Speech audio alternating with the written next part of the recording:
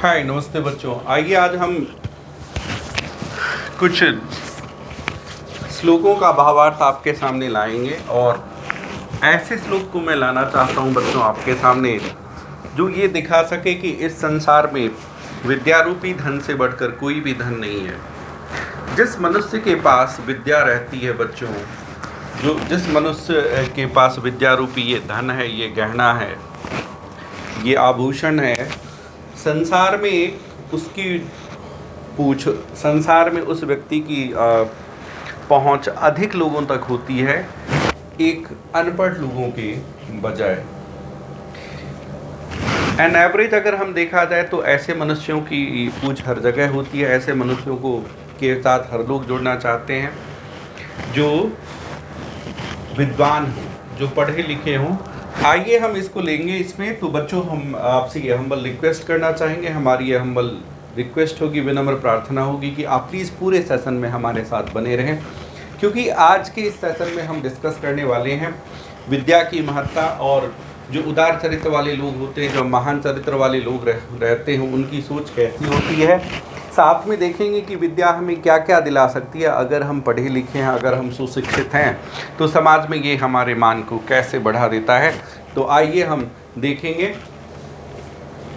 सबसे पहले जो हमने यहाँ पे बच्चों शुरू किया है आपके लिए श्लोक है, विद्वत्तं च नृपत्वं च नैव तुल्यं कदाचन स्वदेशे पूज्यते राजा विद्वान सर्वत्र पूज्यते। नीतिकार हम बच्चों को ये सीख देना चाहते हैं बच्चों कि विद्वान में और नृपत्व में, मतलब एक स्कॉलर में और एक राजा में आप कभी भी तुलना नैव तुल्यं कदाचन, इनके बीच में तुलना हो ही नहीं सकती। देयर इज नो कंपैरिजन, है ना। एक राजा के बीच में और एक विद्वान के बीच में तुलना नहीं करी जा सकती। ऐसा नीतिकार क्यों कह रहे हैं बच्चों? कह रहे हैं कि स्वदेशे पूज्यते राजा विद्वान सर्वत्र पूज्यते, क्योंकि जो राजा है उनकी पूजा सिर्फ अपने देश में होती है, जबकि विद्वान की पूजा हर जगह होती है। इसको आप यूं समझ सकते हैं कि मान लीजिए ये किसी का किंगडम है, किसी राजा का, और ये इसका पेरिफेरल है, तो उस राजा की पूजा सिर्फ, अगर मान लेते ये इसका रेडियस है, तो इसी के इर्द गिर्द उनकी पूजा होगी, इसी में लोग उनकी ऑर्डर को फॉलो करेंगे, मानेंगे, उनको प्यार देंगे, जो भी देंगे ये उनका। लेकिन जो पढ़े लिखे लोग हैं वो जहाँ भी जाएंगे वही उनका राज्य कायम हो जाएगा। राज्य कायम होने का विशेष अर्थ है बच्चों यहाँ पे कि वो जहाँ भी जाएंगे अपनी वाक्पटुता से, अपनी विद्वत्ता से और अपने ज्ञान से लोगों को अपनी ओर कर लेंगे, हर किसी को अपना बना लेंगे। ठीक है, तो यहाँ विद्वान का विशेष अर्थ है पढ़े लिखे होने के साथ साथ वो बंदा बहुत ही हम्बल हो, विनम्र हो, है ना। उसमें लोगों को अपनी ओर करने की आकर्षक क्षमता हो, कैपेसिटी हो, कि उनका ऐसा व्यक्तित्व हो जिस तरह से, अब मैंने आपको पहले बताया हुआ था बच्चों कि अटल जी का व्यक्तित्व, कि उनके सामने जब उसके घोर दुश्मन भी या घोर कट्टर विरोधी व्यक्ति भी जब जाते थे तो उनके वाणी में ऐसी मधुरता थी, ऐसी मतलब ऐसा जादू था कि जिससे वो सम्मोहित हो जाते थे और हमेशा के लिए उनके मित्र बन जाते थे। तो विद्वत्वं च नृपत्वं च नैव तुल्यं कदाचन स्वदेशे पूज्यते राजा विद्वान सर्वत्र पूज्यते।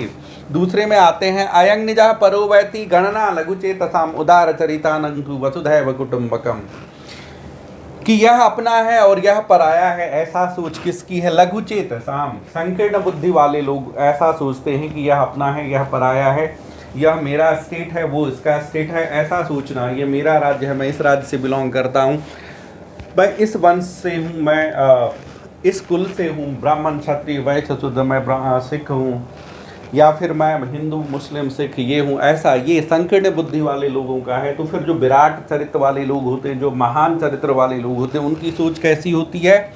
उदार चरितानं तु वसुधैव कुटुम्बकम्।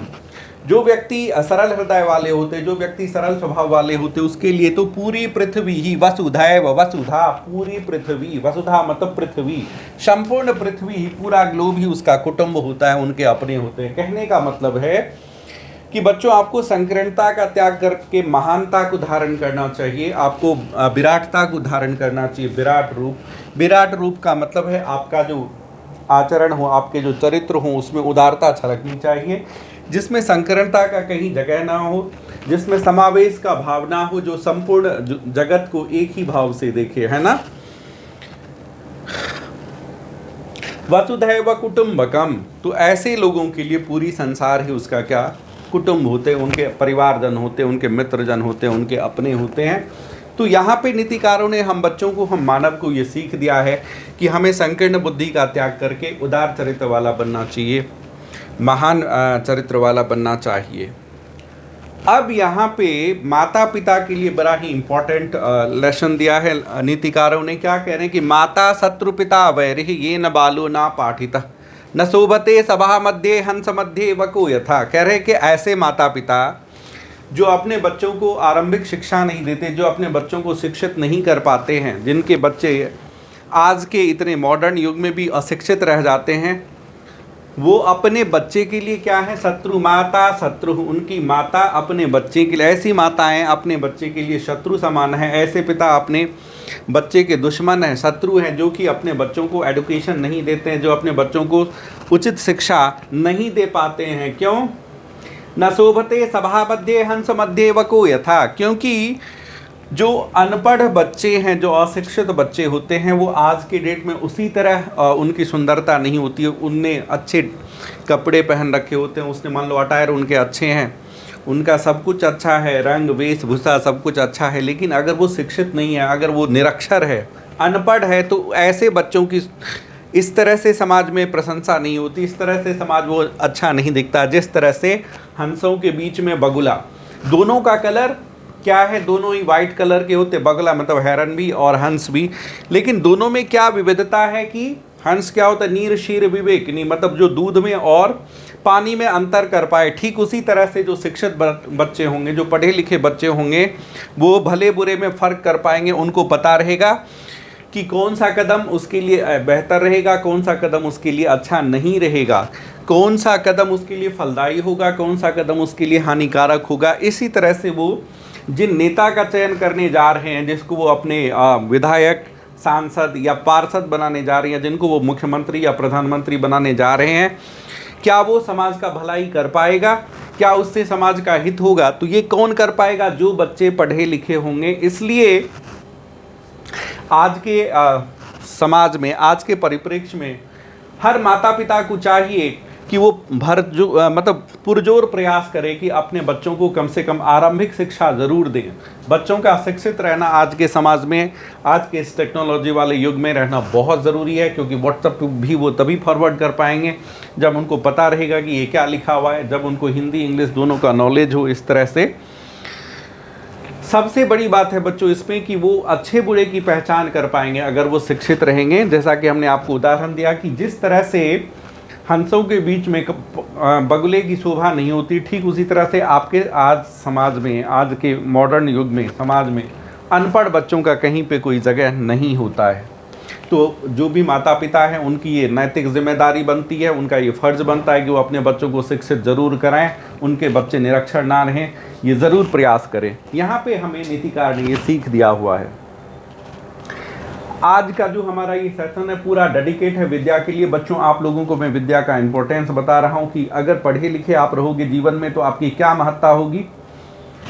तो आगे हम देखते हैं, विद्या नाम नरस्य रूपम अधिकं प्रच्छन्न गुप्तम धनम विद्या भोग करी यशः सुख करी विद्या गुरु नाम गुरु। कहते हैं विद्या मनुष्य के अंदर छुपा हुआ एक गुप्त धन है। विद्या नाम नरस्य रूपम अधिकं प्रच्छन्न गुप्तम धनम, मनुष्य के शरीर के अंदर छुपा हुआ एक गुप्त धन है ना, जिसको ना तो कोई चोर चुरा सकता है, ना भाई बांट सकता है, ना राजा छीन सकता है, ना तो उस पर कोई डाका डाल सकता है। तो विद्या नाम नरस्य रूपम अधिकं प्रच्छन्न गुप्तम धनम। क्यों? तो विद्या भोग करी यशः सुख करी विद्या गुरुणां गुरु। विद्या के द्वारा ही हम संसार में अपनी कीर्ति को, अपने यश को फैला सकते हैं चारों दिशाओं में। अगर हम चातुर्दिक उन्नयन चाहते हैं तो उसके लिए हमारा पढ़ा लिखा होना बहुत ही बेहद ज़रूरी है। सबसे बड़ा जो उसमें रहेगा सफलता में, वो हमारा पढ़ा लिखा होना सबसे पहला सोपान होगा बच्चों। क्यों? ऐसा करके हम समाज में सुख भोग करेंगे, मतलब अपने जीविकोपार्जन को कर पाएंगे। यशः, हमारी यश चारों दिशा में फैल जाएगी। और अंत सुख करी, तो जैसा हमें ये सब अगर मिलेगा तो जाहिर सी बात है कि हमारा जीवन सुखमय होगा। विद्या गुरुनाम गुरु, विद्या गुरुओं की भी गुरु है, अर्थात जिन्होंने हमें दो अक्षर का बोध कराया, जिन्होंने हमारे अज्ञान के अंधकार में ज्ञान का प्रकाश ज्ञान के प्रकाश का संचरण करा, उनके भी गुरु कौन है? विद्या ही है। जैसा कि बच्चों हमने आप सबों के साथ ये पहले भी शेयर करा हुआ है कि जिस व्यक्ति की वाणी पटुता, वाक पटुता जितनी अधिक होती है, उस पर माँ सरस्वती की उतनी ही दया हमें समझनी चाहिए। इसके हमने कई सारे अनगिनत एग्जाम्पल दिए थे, जिसमें पंडित अटल बिहारी वाजपेयी जी हमारे देश के मिसाइल मैन और हमारे देश के राष्ट्रपति और रह चुके स्वर्गीय APJ अब्दुल कलाम साहब जी का नाम अग्रगण्य रहेगा।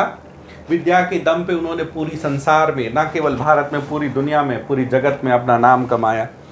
तो बच्चों, विद्या की ये महत्ता है। अगर कलाम साहब इतने पढ़े लिखे नहीं होते तो क्या आज हम उन्हें जानते? क्या हम उनका नाम ले रहे होते? क्या दुनिया के ग्लोब में, दुनिया के इतिहास में आप डालोगे जैसे कलाम साहब का नाम आ जाता है, क्योंकि उनके काम इतने अच्छे थे, इतने नेक थे और वो पढ़े लिखे थे। उन्होंने अपने क्षेत्र में बहुत ही अथक और सराहनीय प्रयास किए बच्चों। इसी के कारण उन्हें भारत जैसे महान देश का राष्ट्रपति बनाया गया।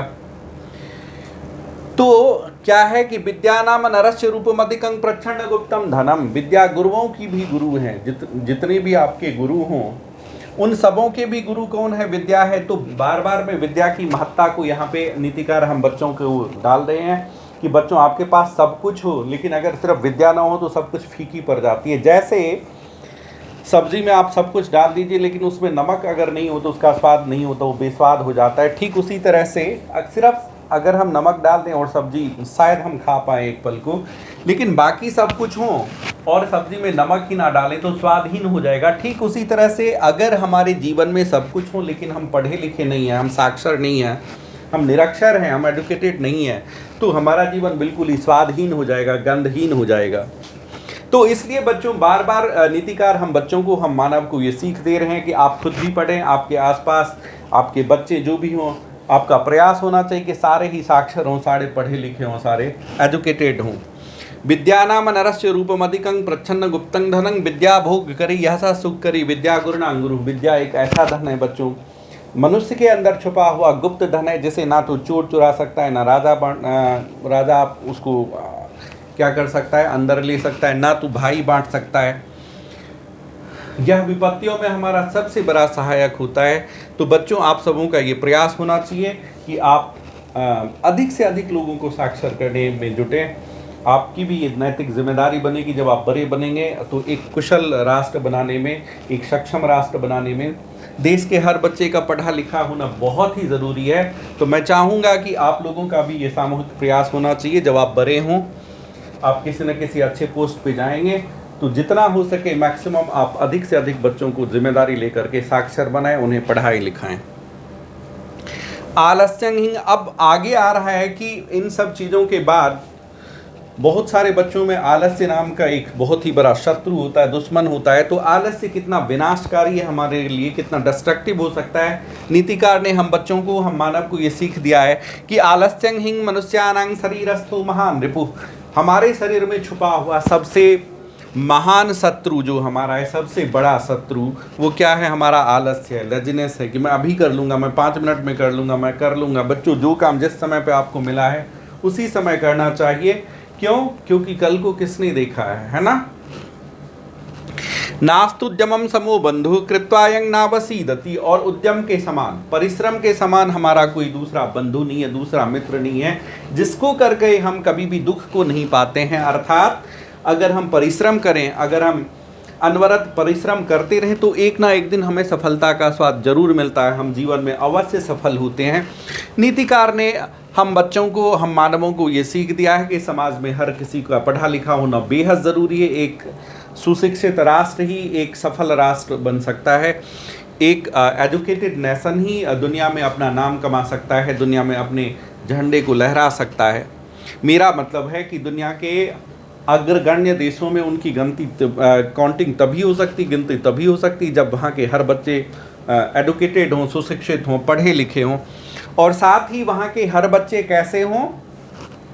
अथक अकथ परिश्रम करने वाले, लगातार अनवरत परिश्रम करने वाले। क्योंकि जब वो लगातार परिश्रम करेंगे तो एक ना एक दिन उन्हें अवश्य सफलता मिलेगी। बच्चों, हमारी आप सभी से ये हम्बल रिक्वेस्ट होगी कि आप प्लीज़ हमारे चैनल एकेडमिक के को लाइक करें, सब्सक्राइब करें और अधिक से अधिक शेयर करें। हम क्लास 1 से लेकर के 10th 11th 12th के कुछ वीडियोस भी हम डालते हैं, तो आप हमारे साथ बने रहें। और अब जब भी आप हमारे चैनल पे आएँ तो हमारे सारे जो भी प्लेलिस्ट बने हुए हैं, जनरल मैथ्स भी उसमें बना हुआ है, जनरल साइंस बना हुआ है, कुछ नीतिगत दोहे हैं, कबीरदास जी के कुछ चुनिंदा दोहे भी हमने लिए हुए हैं, रहीम जी के दोहे हैं, महाकवि कालिदास के ऊपर भी हमने कुछ लिखा हुआ है, माननीय अटल जी के ऊपर भी लिखा हुआ है। तो इन सबों को आप सर्च करके उसे ज़रूर जाएं और जब भी हमारे चैनल पे आएँ तो प्लीज़ पूरी सेशन को देखें, उसके बाद ही आपके समझ में आना है। अभी के लिए इतना ही बच्चों, हम अब आपसे लेना चाहेंगे विदा। तब तक के लिए बाय बाय, जय हिंद।